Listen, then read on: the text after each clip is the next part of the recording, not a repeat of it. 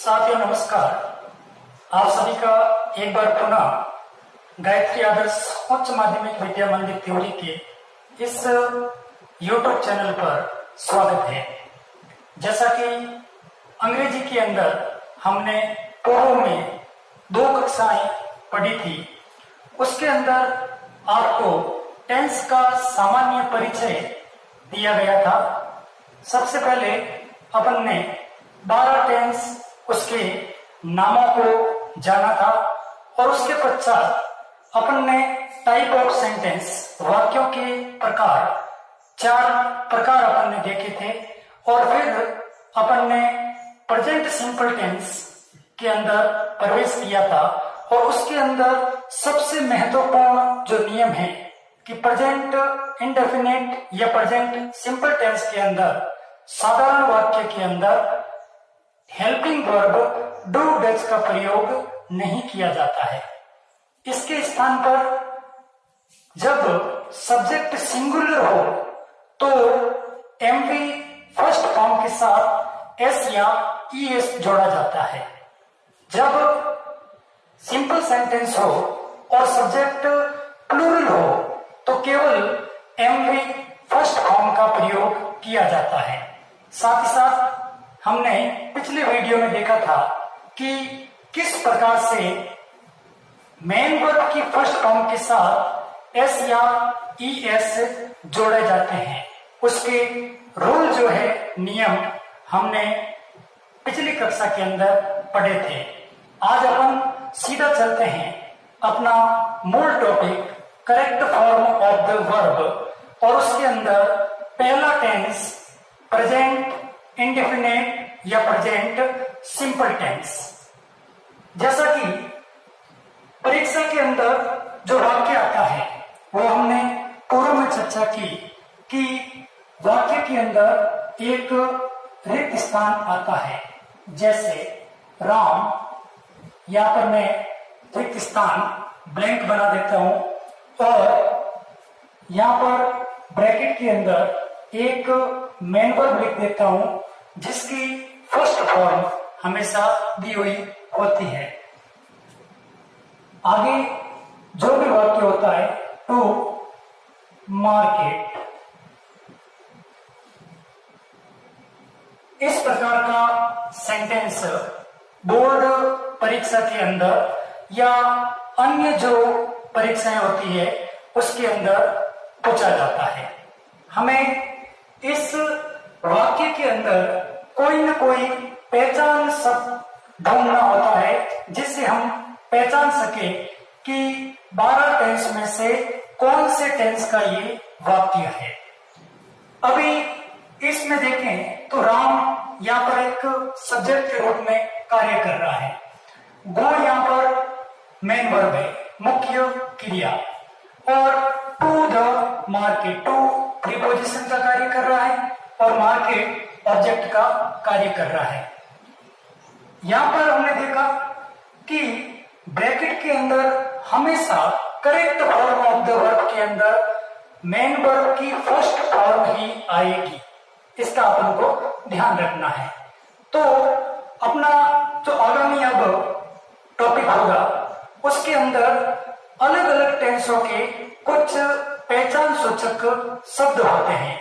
चलिए अपन अध्ययन करते हैं प्रेजेंट सिंपल टेंस के अंदर वो कौन कौन से पहचान सूचक शब्द है जिससे हम परीक्षा में आए हुए वाक्य को पहचान सके कि ये प्रेजेंट सिंपल टेंस का सेंटेंस है और इसके अनुसार हमें इस ब्लैंक्स को फिल करना है। चलिए देखते हैं प्रेजेंट सिंपल टेंस के कौन कौन से पहचान सूचक शब्द होते हैं। प्यारे विद्यार्थियों, जैसा कि एक शब्द है एडवर्ब,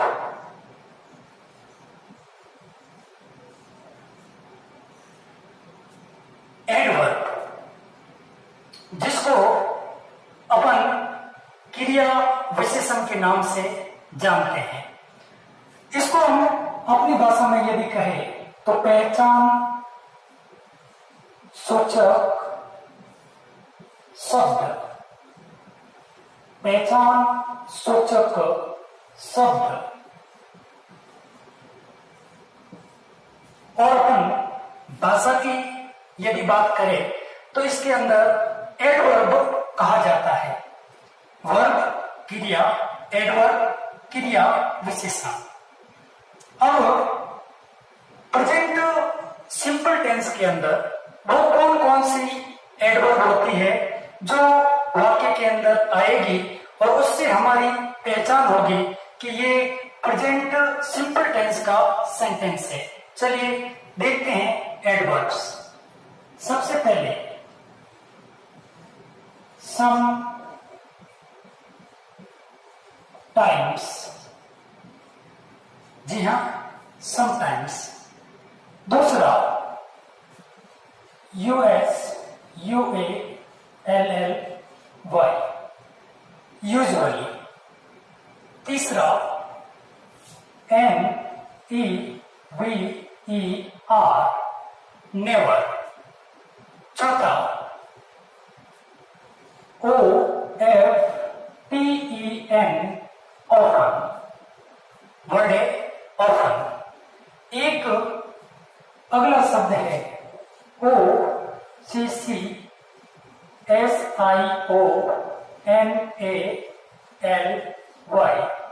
ओकेजनली। अगला जो शब्द है फ्रीक्वेंटली। अगला जो शब्द है जनरली। अगला जो शब्द है रेगुलरली। अगला जो शब्द है रेयरली। अगला जो शब्द है ऑलवेज। और ऑलवेज का एक पर्यायवाची शब्द सिनोनिम्स होता है डेली।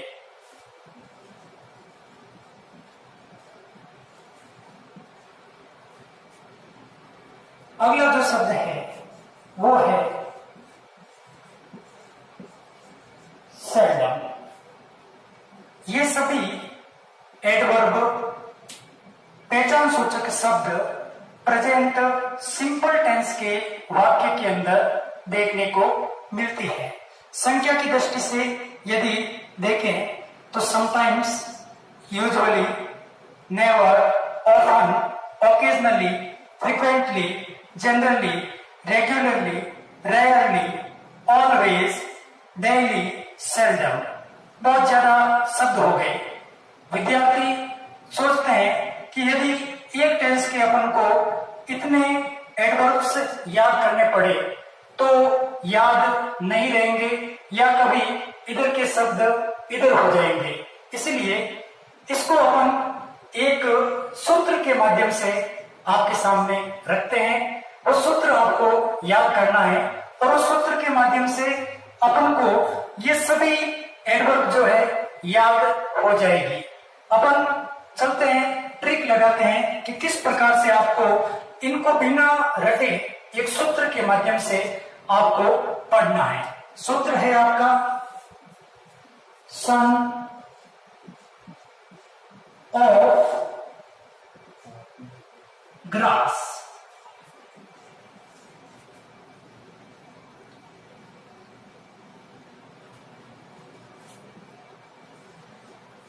जी हां, आपको केवल इतना ध्यान रखना है कि एक सूत्र सन ऑफ ग्रास, इसके माध्यम से आप इन सभी एडवर्ब को याद रख सकते हैं। क्या याद रखना है आपको? केवल और केवल सन ऑफ ग्रास, SUNOFGRAS।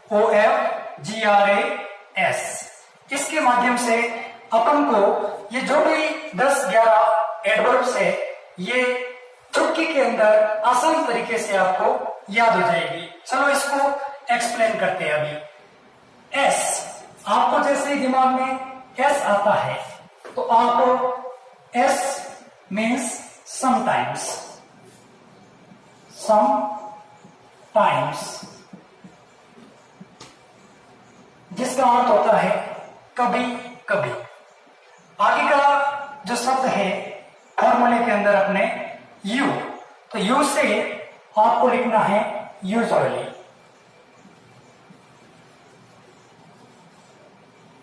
अगला जो अपना वर्ड है वो है N. N stand for never. बिल्कुल आसान तरीके से आपको सन और ग्रास के माध्यम से सभी एडवर्ब आसानी से याद रह जाएगी। केवल और केवल याद रखना है आपको सन और ग्रास। ओ से अपने दो शब्द हैं। ऑफन, भले इसके अंदर टी आ रहा है लेकिन उच्चारण की दृष्टि से इसको ऑफन बोला जाता है। ऑफन के बाद नेक्स्ट जो ओ से शुरू होने वाला वर्ड है ओकेजनली।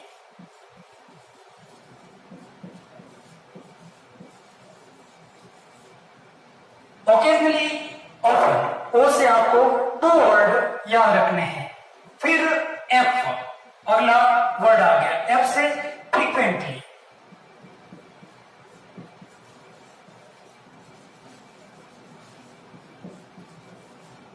फ्रीक्वेंटली। अगला जो वर्ड है जी।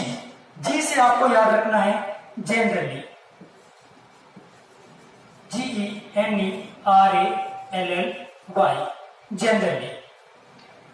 आर से आपको याद रखना है रेगुलरली। REGULARLY। आर से आपको एक और शब्द याद रखना है रेगुलर के साथ, रेयरली। RARELY। नेक्स्ट जो वर्ड है फॉर्मूले के अंदर ए और एस बचा है। ए फॉर आपको दिख रहा है, ए से अपन लिखेंगे ऑलवेज।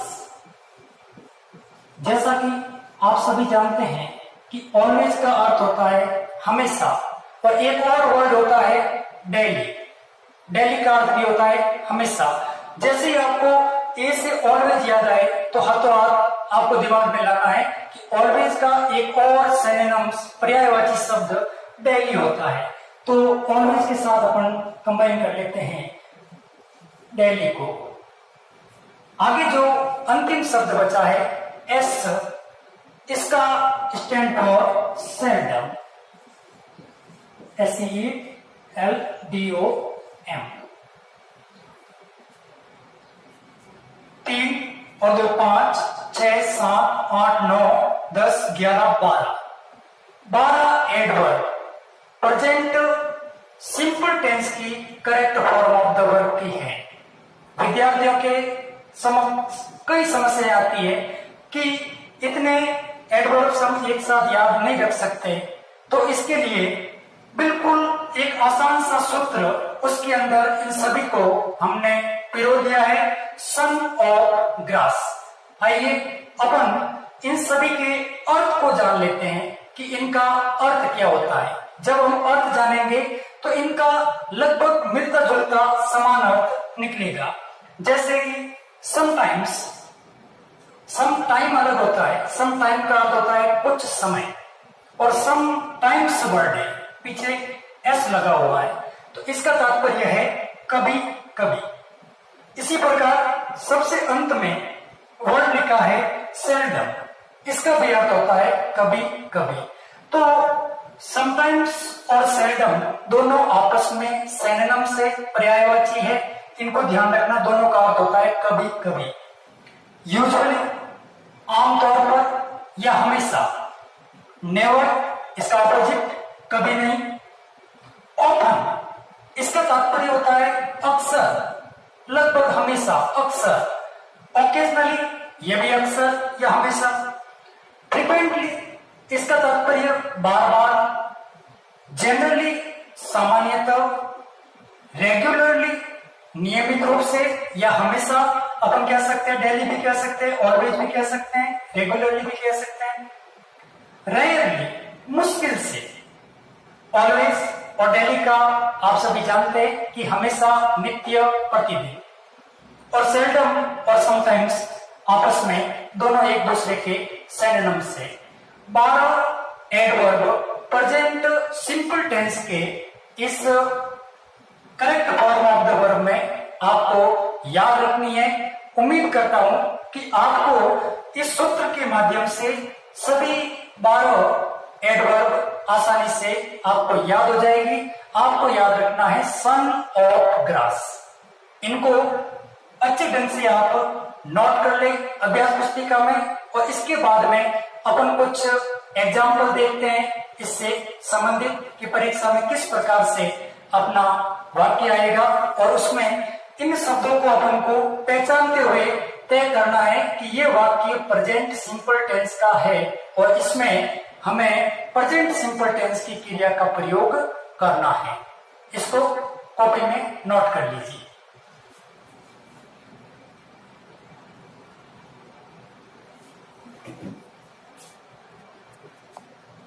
सबसे ज्यादा एडवर्ब प्रेजेंट सिंपल टेंस की ही होती है, और 10वीं बोर्ड परीक्षा के अंदर लगभग कम से कम 2 correct form of the verb present simple tense से ही पूछी जाती है, क्योंकि यह प्रेजेंट सिंपल टेंस सबसे बड़ा टॉपिक इस correct form of the verb के अंदर है। हमने सभी एडवर्ब अभी देखी, कुल मिला के 12-13 एडवर्ब इस टेंस की होती है, लेकिन इसी साथ हमने आपका काम बिल्कुल आसान कर दिया। आपको याद रखना है सन ऑफ ग्रास, उसके माध्यम से। चलिए अब परीक्षा में किस प्रकार से सेंटेंस आता है, और हमें उन 8 सेंटेंस जो परीक्षा के अंदर 10वीं बोर्ड के अंदर आते हैं उसमें से पहचानना है कि ये सेंटेंस प्रेजेंट सिंपल टेंस का है। चलिए एग्जाम्पल देखते हैं। सबसे पहले अपन इन सभी वाक्यों की अपन देखते हैं कि इनके अंदर पक्का कोई न कोई पहचान सूचक शब्द होगा, जिससे यह तय होगा कि ये प्रेजेंट सिंपल टेंस का सेंटेंस है। हमें इस टेंस के अकॉर्डिंग इस सेंटेंस को रिक्त स्थान में भरना है। अब अपन देखते हैं पहला सेंटेंस, रोहित यूजुअली, यहां पर एक स्थान है, up at 4 o'clock, full stop. साधारण वाक्य या नेगेटिव सेंटेंस दो ही होते हैं जिसके पीछे फुल स्टॉप आता है। कोष्टक में दे रखा है ब्रैकेट में गेट। हम पहले तय करेंगे कि ये वाक्य प्रेजेंट सिंपल टेंस का है या नहीं है। इसके अंदर वर्ड आ रखा है यूजुअली। अभी हमने जो एडवर्ब देखी उसके अंदर usually adverb present simple tense की है। निश्चित हो गया है कि ये प्रेजेंट सिंपल टेंस का सेंटेंस है। आइए अगला सेंटेंस देखते हैं। They often blank to the movie go, यहां पर फुल स्टॉप। इसके अंदर यदि शब्द देखें ऑफन, तो बिल्कुल ये एडवर्ब प्रेजेंट सिंपल टेंस की है। इसको भी अपन को प्रेजेंट सिंपल टेंस की श्रेणी में रखना होगा। आगे तीसरा सेंटेंस, अंकित ब्लैंक क्रिकेट रेगुलरली, ब्रैकेट में दे रखा है प्ले। अपन को देखना है कि इसके अंदर कौन सी एडवर्ब है जिसका संबंध प्रेजेंट सिंपल टेंस से है। यहां पर लिखा है रेगुलरली, बिल्कुल ये प्रेजेंट सिंपल टेंस की एडवर्ब है। अब हम देखते हैं चौथा sentence, he never blank late come, बिल्कुल ये भी सिंपल सेंटेंस फुल स्टॉप। यहां पर जो वर्ड आ रखा है नेवर, जो बिलोंग करता है प्रेजेंट सिंपल टेंस से। Next, we blank water the plant daily, daily word present simple tense की एडवर्ब है। यहां पर मैंने जो मेन वर्ब है वो या पहले लिख दी है, इससे कोई फर्क नहीं पड़ता, ये वाक्य के अंत में हो चाहे रिक्त स्थान के बाद हो, ये हमेशा फर्स्ट फॉर्म ही होती है।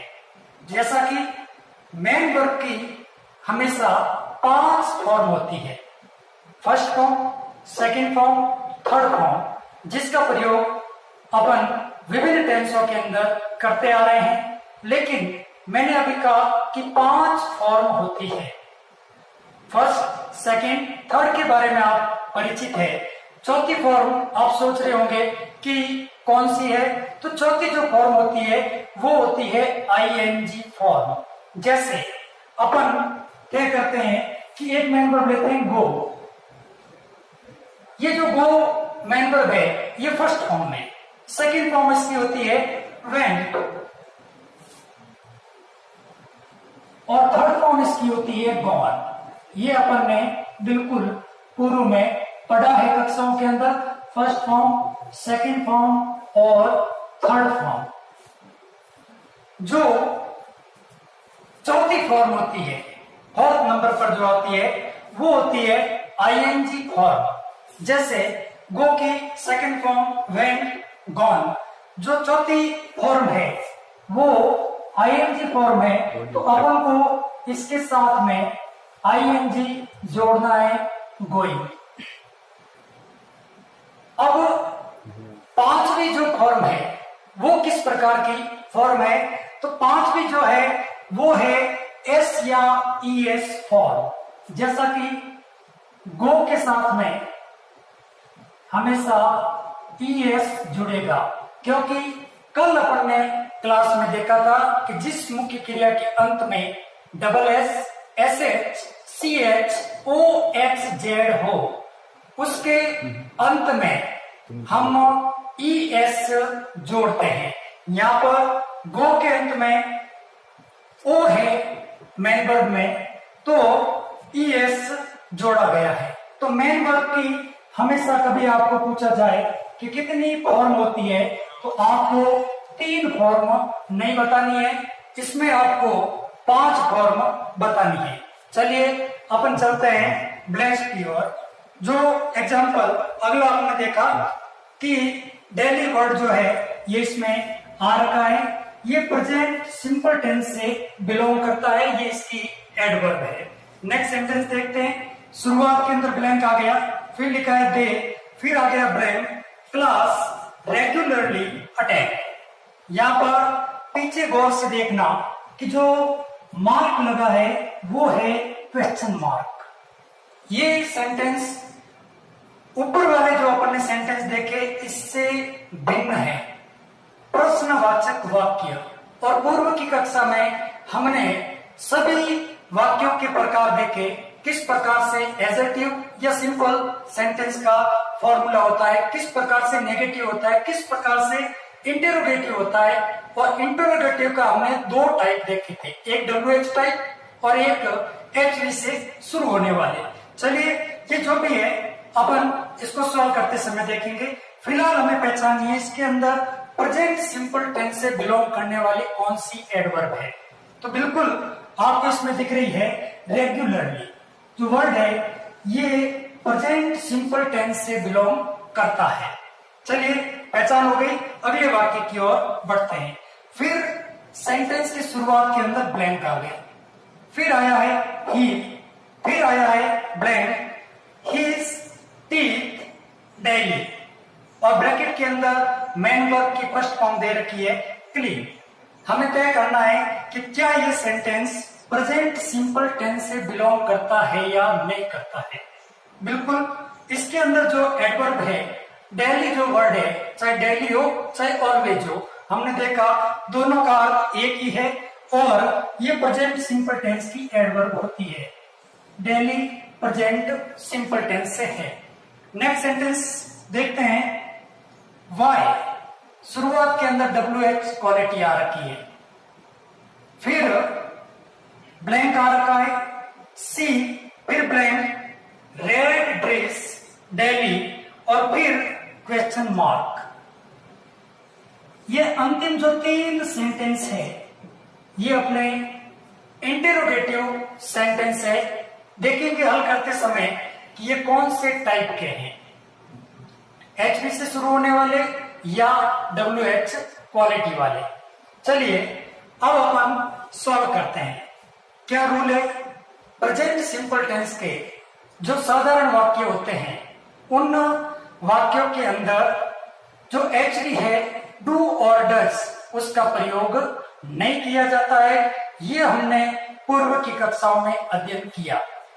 तो इसके स्थान पर क्या होता है, जब एक्सेप्शन होते हैं अपवाद तो कहीं ना कहीं दूसरे नियम निकल कर आते हैं। हमने देखा कि जब सेंटेंस के अंदर सब्जेक्ट सिंगुलर होगा, एक वचन होगा, तो हम एमवी की फर्स्ट फॉर्म के साथ एस या ईएस का प्रयोग करेंगे। और जब अपना सब्जेक्ट यहाँ पर प्लूरल होगा तो अपन केवल मेन वर्ब की फर्स्ट फॉर्म का प्रयोग करेंगे। चलिए बाकी सभी वाक्य शेष 3 को छोड़कर साधारण सिंपल सेंटेंस है, इनको अपन फिल करते हैं। यहां पर दे रखा है गेट, मेन वर्ब है, क्योंकि साधारण वाक्य है इसके अंदर हेल्पिंग वर्ब तो आनी है नहीं, यहां पर केवल मुख्य क्रिया भरी जाएगी। लेकिन मुख्य क्रिया भरने से पहले अपन को देखना होगा कि इस वाक्य का सब्जेक्ट क्या है। यहाँ पर सब्जेक्ट रोहित है, जो एक नाम है। एक नाउन जब होती है तो हमने पढ़ा कि वो हमेशा सिंगुलर सब्जेक्ट की श्रेणी में आता है। रोहित एक नाम है, एक वचन करता है, इसीलिए हमें इसके साथ एस या ईएस जोड़ना पड़ेगा। अब आपको रूल के अकॉर्डिंग तय करना है कि गेट के साथ में एस जुड़ेगा या ईएस जुड़ेगा। इसीलिए मैंने आपको ये अध्याय पूर्व की कक्षा के अंदर करवा दिया। जैसा कि इसके अंत में टी है तो रूल के अकॉर्डिंग ये एस इसके पीछे जुड़ेगा, क्योंकि 2 रूल देखे थे और उसके अंदर ये उसमें शामिल नहीं है। चलिए नेक्स्ट सेंटेंस में चलते हैं। यहाँ पर जो सब्जेक्ट है वो दे है और दे हमेशा प्लूरल सब्जेक्ट के रूप में जाना जाता है। दे तो दे के साथ अपन बहुवचन है, इसलिए एस या ईएस नहीं जोड़ेंगे। यहाँ पर केवल फर्स्ट फॉर्म अपन जोड़ेंगे, तो केवल गो। यहाँ पर यदि अपन ने गो किया तो बिल्कुल सही है, और यदि गोस कर दिया तो गलत हो सकता है।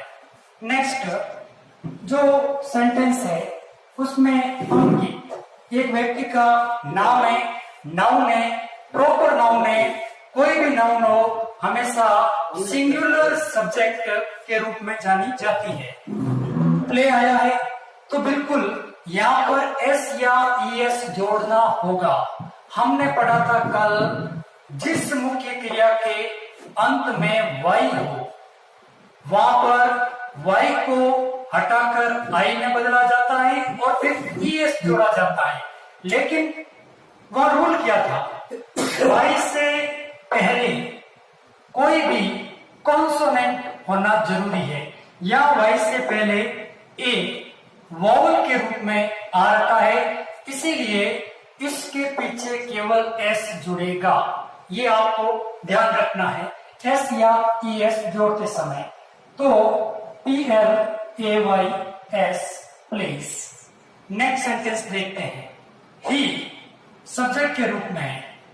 थर्ड पर्सन जितने भी सब्जेक्ट होते हैं, चाहे वो ही हो, चाहे सी हो, चाहे इट हो, वो हमेशा सिंगुलर सब्जेक्ट की श्रेणी में आते हैं, जिसका विभाजन हमने पूर्व की कक्षा में कर दिया था। ही है तो निश्चित रूप से यहाँ पर कम जो वर्ड आया है मेन वर्ब के रूप में, इसके साथ एस या ईएस जोड़ना पड़ेगा, क्योंकि अपना सब्जेक्ट सिंगुलर है। तो ये भी रूल के अंदर नहीं आता है, तो अपन COMES जोड़ देंगे। दूसरी बात ध्यान देने योग्य है, जब हम थोड़ा सा ज्यादा स्तर का अध्ययन कर लेते हैं और उसके अंदर वाक्यों का अर्थ ग्रहण करना अपन शुरू कर देते हैं तो कहीं न कहीं भ्रम की स्थिति पैदा होती है, क्योंकि इस सेंटेंस के अंदर देखो नेवर वर्ड आया है और नेवर का अर्थ होता है कभी नहीं, पीछे आ रहा है नहीं। इससे विद्यार्थियों को भ्रम होता है कि कहीं ये सेंटेंस नेगेटिव सेंटेंस तो नहीं है, क्योंकि नेवर का हमेशा अर्थ होता है कभी नहीं। नहीं आ चुका है इसमें, लेकिन नहीं, आपको कभी ऐसा नहीं सोचना है। कई विद्यार्थी गलती करते हैं कि इसको नेगेटिव सेंटेंस मान के डू या डज हेल्पिंग वर्ब लगा देते हैं और इस सेंटेंस को गलत कर लेते हैं। नेवर का सेंटेंस आए, भले उसका अर्थ नकारात्मक निकलता है, लेकिन वो वाक्य साधारण वाक्य की श्रेणी में माना जाता है। इस बात का आप विशेष ध्यान रखना। कई बार बोर्ड परीक्षा में ये वाक्य आया है जिसके अंदर एडवर्ब नेवर दी गई है। नेक्स्ट सेंटेंस देखते हैं, we water the plant daily. अब आप सोच रहे होंगे कि यहाँ ब्रैकेट के अंदर वाटर जो वर्ड दिया है, वाटर तो एक नाउन है, मेटीरियल नाउन। वाटर बिल्कुल नाउन होती है, लेकिन वाटर जो वर्ड है वो एमवी के स्थान पर भी काम करती है। वाटर का अर्थ होता है जल पिलाना या पानी देना। कई बार हम कहते हैं कि माली बगीचे में पौधों को पानी दे रहा है, watering the plant, the gardener is watering the plant. यहाँ वाटर के पीछे आईएनजी जुड़ा, क्योंकि वाटर मेन वर्ब है, पानी देना। तो बिल्कुल यहाँ पर ब्रैकेट में आई है तो वाटर यहाँ पर मेन वर्ब भी है और इसका अर्थ है पानी देना। तो हो जाएगा सब्जेक्ट है अपना वी प्लूरल, तो यहाँ एस या ईएस नहीं जुड़ेगा, जो आया है वो वापस अपन को डायरेक्ट भरना है। तो वाटर का वाटर। नेक्स्ट सेंटेंस, तीनों जो शेष सेंटेंस है वो इंटेरोगेटिव टाइप के सेंटेंस है, और इंटेरोगेटिव टाइप के सेंटेंस दो प्रकार के होते हैं। एक होते हैं एचवी से शुरू होने वाले और एक होते हैं डब्ल्यूएच क्वालिटी से शुरू होने वाले। कल आपने देखा था कि एचवी से जो वाक्य शुरू होते हैं उसमें शुरुआत के अंदर एचवी आती है, उसके बाद में सब्जेक्ट आता है, फिर मेन वर्ब आती है। ये हमने देखा था, एच और हेल्पिंग वर्ब, फिर सब्जेक्ट, फिर मेन वर्ब। ये होते हैं प्रश्नवाचक वाक्य जो एचवी से शुरू होते हैं। दूसरा आपने पढ़ा था डब्ल्यूएच क्वालिटी, इसमें शुरुआत के अंदर डब्ल्यूएच वर्ड आ जाता है, उसके बाद में एचवी आती है, फिर सब्जेक्ट आता है और फिर एमवी आती है। ये फॉर्मूला आपको याद रखना होगा, इसी से अपन सेंटेंस का जो स्ट्रक्चर है उसको आसानी से हल कर सकते हैं। दोनों सेंटेंस से शुरुआत के अंदर ब्लैंक आया है तो ये तय है कि क्वेश्चन मार्क लगा हुआ है, डब्ल्यूएच क्वालिटी कहीं नहीं दे रखी है दोनों में, तो निश्चित रूप से ये जो सेंटेंस है ये एचवी से शुरू होने वाले वाक्य है और उसका जो फॉर्मूला होता है एचवी सब्जेक्ट एमवी। इस प्रकार के एचवी से शुरू होने वाले जो सेंटेंस आएंगे उसके अंदर निश्चित रूप से दो ब्लैंक्स दिए होंगे, आपको दोनों में भरना है, तो आपको चिंता करने की आवश्यकता नहीं है। बीच में सब्जेक्ट आ जाता है, पहली वाली में आपको एचवी भरनी है, दूसरे वाले में आपको एमवी भरनी है। डब्ल्यूएच क्वालिटी में भी दो आएंगे आपके ब्लैंक, लेकिन आपको ध्यान रखना है कि पहले वाले में आपको एचवी, दूसरे वाले में आपको एमवी। अब इंटेरोगेटिव सेंटेंस अपन कर रहे हैं तो अपन को साधारण वाक्य के नियम भूल जाने हैं, एस या ईएस जोड़ने के नियम गायब, क्योंकि ये केवल और केवल साधारण वाक्य के अंदर ही प्रयोग किया जाता है। कल मैंने आपको कहा था अक्सर विद्यार्थियों को जब पूछा जाता है कि प्रेजेंट सिंपल टेंस की कोई विशेषता बताओ, तो वो कहते हैं प्रेजेंट सिंपल टेंस के अंदर हेल्पिंग वर्ब का प्रयोग नहीं किया जाता है। यदि नहीं होता तो डू और डस क्यों बनती इसकी हेल्पिंग वर्ब? केवल और केवल साधारण वाक्य में हेल्पिंग वर्ब का प्रयोग नहीं किया जाता है। शेष जो भी वाक्य चाहे नेगेटिव हो, चाहे इंटेरोगेटिव हो, चाहे इंटेरोगेटिव नेगेटिव हो, उसमें हेल्पिंग वर्ब लगेगी। एक वचन कर्ता सिंगुलर जो सब्जेक्ट होंगे उसके साथ डज और जो प्लूरल सब्जेक्ट होंगे उसके साथ डू। अपन को यहाँ पर एच भी लगानी है। यहाँ पर अपना सब्जेक्ट है दे जो प्लूरल है तो यहां लगेगा डू। ध्यान रखना, दो ब्लैंक, पहले के अंदर एच बी, दूसरे के अंदर एम बी। अब भूल जाओ कि यहाँ पर एच बी के साथ एम बी के साथ अपन को एस या ई एस जोड़ना है। डायरेक्ट आप जो भी फर्स्ट फॉर्म आ रखी है वो आपको लिखनी है, क्योंकि प्रेजेंट सिंपल टेंस के अंदर हमेशा मुख्य क्रिया की फर्स्ट फॉर्म का प्रयोग किया जाता है। इस बात का आपको ध्यान रखना। Do they attend class regularly. Next ही आ रखा है, ये है सिंगुलर सब्जेक्ट, हमें भरना होगा डस। ऊपर वाले में अपन ने डू भरा क्योंकि सब्जेक्ट प्लूरल था, इसमें डस भरा क्योंकि सब्जेक्ट सिंगुलर है। अब जो ब्लैंक में दे रखा है क्लीन, तो उसका केवल क्लीन आपको ऐसे ही भरना है, कोई परिवर्तन नहीं। लास्ट जो सेंटेंस है WH क्वालिटी का प्रश्नवाचक, जब भी होगा तो उसमें WH क्वालिटी का कोई वर्ड आ जाएगा। इसमें आ रखा है WHY, वाई, क्यों? दो ब्लैंक आएंगे, एक में आपको एच भी भरनी है पहले वाले में, और दूसरे वाले में आपको एम भी भरनी है। देख लीजिए सब्जेक्ट के अकॉर्डिंग आपको क्या एच भी यहां लगाओगे। सी थर्ड पर्सन सिंगुलर सब्जेक्ट, इसीलिए यहां लगाना पड़ेगा डस। दूसरे वाले में आपको एम भी भरनी है, जो वियर दे रखी है फर्स्ट फॉर्म उसको आप सीधा भर लेते। आशा करता हूं कि आपको बिल्कुल उचित तरीके से मैंने सभी एग्जाम्पल को समझाया है और आपको समझ में आ गया होगा। अच्छी तरह से आप इसका अध्ययन करना और अब आप इसे अपनी नोटबुक के अंदर व्यवस्थित तरीके से लिखें।